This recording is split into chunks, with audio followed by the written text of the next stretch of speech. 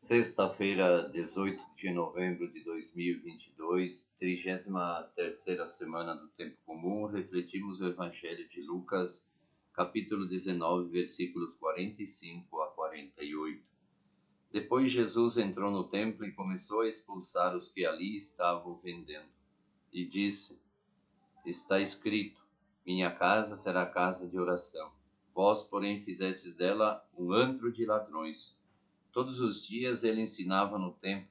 Os sumos sacerdotes, os escribas e os notáveis do povo procuravam tirar-lhe a vida, mas não sabiam o que fazer, pois o povo todo ficava fascinado a ouvi-lo.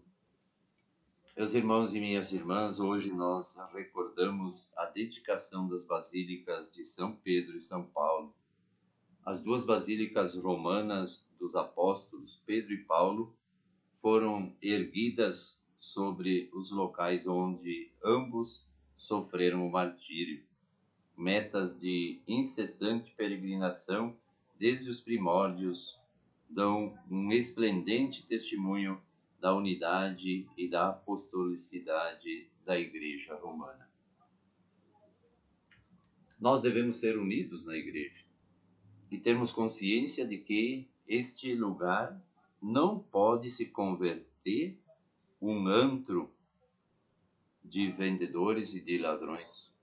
Não pode ser um lugar de exploração do homem pelo próprio homem. Não pode ser um lugar de negócio somente. Não pode ser um lugar para você vender as coisas. E sim, o templo deve ser o lugar do encontro. Jesus começa a expulsar os vendedores, pois ali não deve ser utilizado para esse tipo de negócio. Tem tanto lugar para fazer negócio, e não dentro do templo. Ele fica irritado com esta realidade do povo daquela época.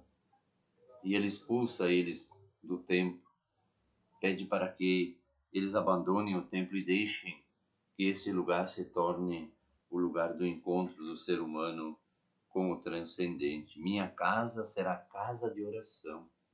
As nossas igrejas são, hoje em dia, lugar de oração, lugar de encontro do humano com o divino, lugar aonde nós vamos abastecer a nossa vida de fé para, no dia a dia, enfrentarmos os desafios que não são poucos nos dias atuais. Mas nós percebemos que não é assim. Muitas vezes as pessoas vão na igreja para ver o que o padre diz, o que o pastor diz, o que o leigo diz, o que o ministro diz, e assim tiram conclusões. Em vez de ir com a intenção de encontrar-se com Jesus, vai na intenção de escutar aquele ou aquela pessoa falando sobre Jesus, mas sem um testemunho realmente que seja consistente sobre a vida de Jesus. Hoje em dia, pelas mídias, pelos meios de comunicação social, nós percebemos que não se fala aquilo que realmente o Evangelho diz sobre Jesus. Tem por detrás, tem outros interesses, e isto Jesus nos diz que se torna perigoso, pois pode se tornar um antro de ladrões, um centro onde comercializamos e o dinheiro é a base da evangelização, e não pode ser assim. Ele ensinava todos os dias no templo. Ele anunciava a boa notícia, o reino de Deus está no meio de nós.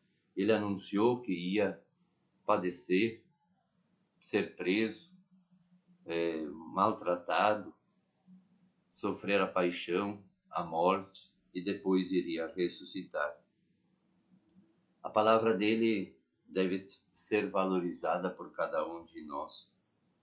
E quando Jesus fala, nós devemos escutar. E o povo gostava de escutar Jesus, ficava fascinado com as palavras que ele dizia, ficava emocionado.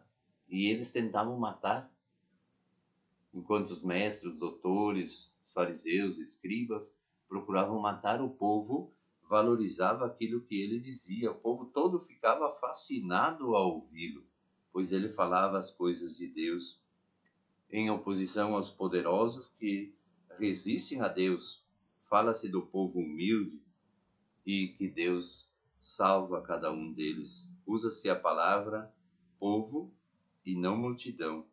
É o povo de Deus reunido em volta de seus Messias, que vai ser crucificado, que vai padecer, que vai sofrer, mas que vai ressuscitar para permanecer e dar a vida a todos nós. É o verdadeiro povo de Israel que, na sua humildade e simplicidade, escuta a Jesus falar, ouve aquilo que ele quer dizer, e o velho templo não ficará pedra sobre pedra.